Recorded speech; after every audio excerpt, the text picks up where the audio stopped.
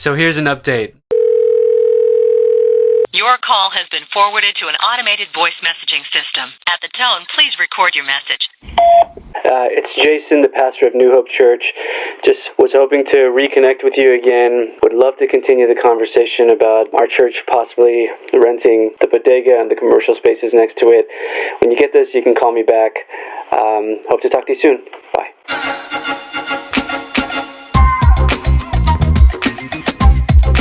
We've never had a place for us to really gather. There's a bodega across the street, over our budget. And I asked him, hey, have you decided to come down on your price? And he said, hey, give me till Monday. He said he would give me a definite answer. I'll keep you posted on that. I tried calling several times. We never actually talked. I left messages, talked to other people in the organization. I'm not nervous about it. I trust God. God will open up what's right for us in the right time, as long as I continue to hustle. And to me, this just means it's not time yet. I'm resting there. Now, Jyothi and I are going to share a little bit more about our story.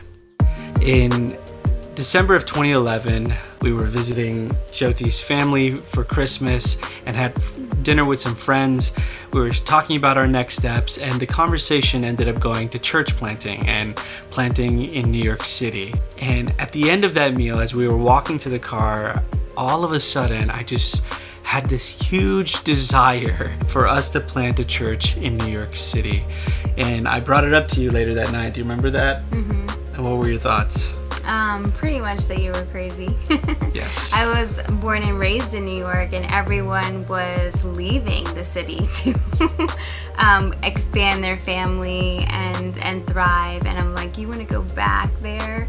And then I also was like, you moved around a lot, so I didn't know if this was part of something that you just felt like an itch to do. It's true. So, yeah. Yeah, I mean, it's church planting. How hard can it be? Yeah, and she's absolutely right. And that was one of the difficult things about discerning whether or not God was calling us. Like, how do you know, right? I mean, I had moved around. I mean, I was born in India, and then we lived really briefly in Saudi Arabia, then Philly in '89, and grew up mostly in Oklahoma City, and went back to Philly a little bit for high school, went to college in Tennessee and Massachusetts. I worked in India as a chaplain of a college, and then in Houston as one of the pastors of that Indian church. And now I was telling Jyothi, let's go to New York City, and I could totally understand how she's like, this is just Jason being Jason, right? And to make it even more challenging, Jyothi was pursuing her licensure in counseling in Texas, and to move to New York meant that she had to give up all the hours that she was accruing. So for about 2 years, we were discerning, we were praying. I begged God to take the desire out of my heart, because it just seemed like it was too risky, and I didn't want to fail. I didn't want to ask her to sacrifice that much and raise support, which I'd never done before, and go to New York and have nothing to show for it. We just heard a story of hardship after hardship after hardship, and of course the joys, but just kind of it's tough. I just thought, why would we do that? Yeah. Voluntarily. Yeah, you have to be crazy, I guess, right? I mean, it's hard to explain it, but I've never felt so compelled to do something that I didn't want to do. It felt like I was on a train that I couldn't jump off of. But in those 2 years, not knowing where in New York City, not knowing why, God had confirmed just enough for both of us, for things that we both were praying for Jyothi and for me, to tell us, keep going, we're in it. We got an internship with a church in the Upper West Side, talked to the pastor there, and he said, if you could raise support and come up, you can intern in our church. So at the end of 2013, we did. We packed up everything and we moved to New York City and I started to intern in that church. And he recommended that we move to Harlem because there was a community group in that church that was meeting there at the time.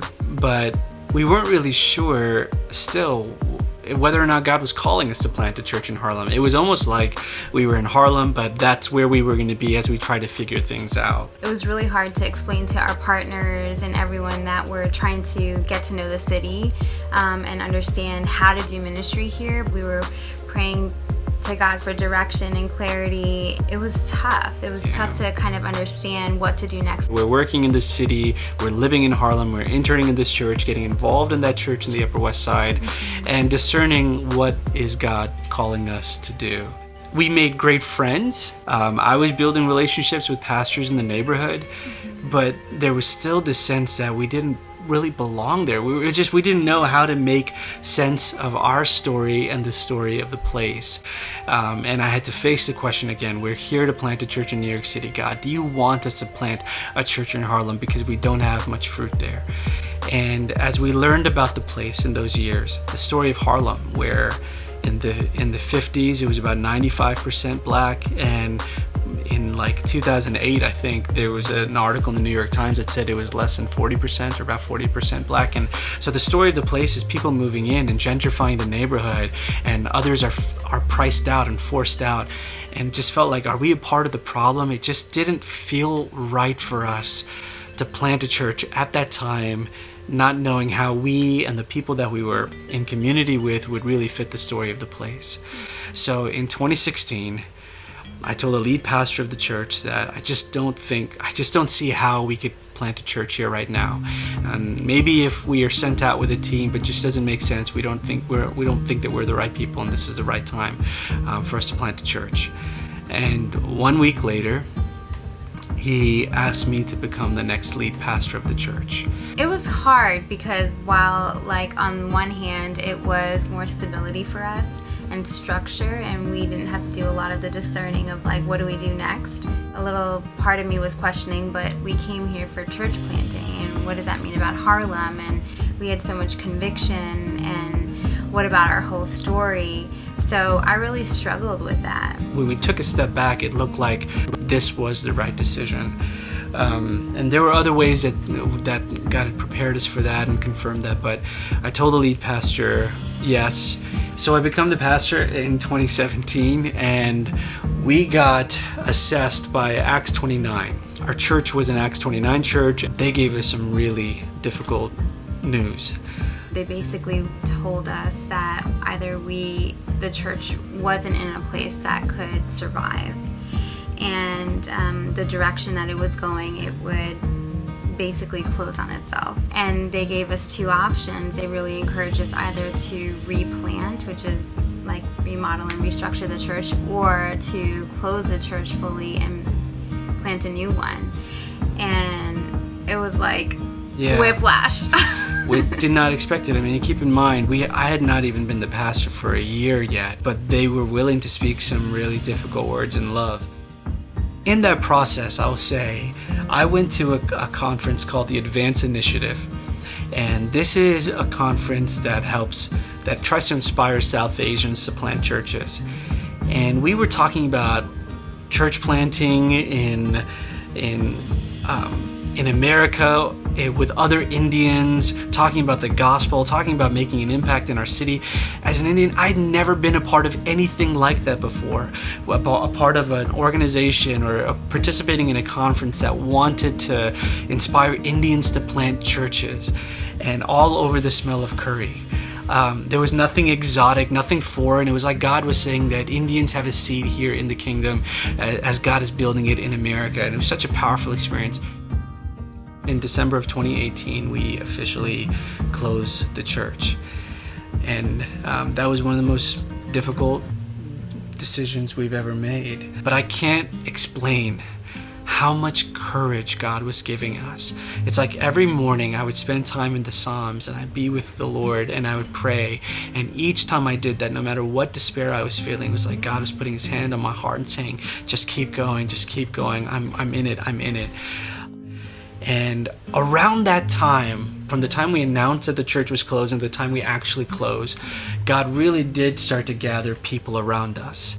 And God was bringing immigrants, first gen, children of immigrants, and we actually started to become this multicultural church that was meeting as a team in Hamilton Heights. That's another part of Harlem. It's not like Central Harlem. It's certainly more diverse, and God was really in that time helping us see that there are people in the city like us, immigrants and children of immigrants, or people who just struggle to feel like they belong somewhere, who long for home.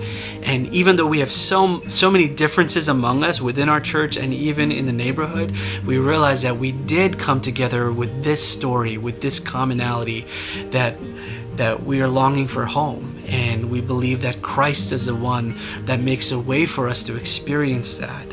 He is our home. And so that became the message that galvanized us as a community.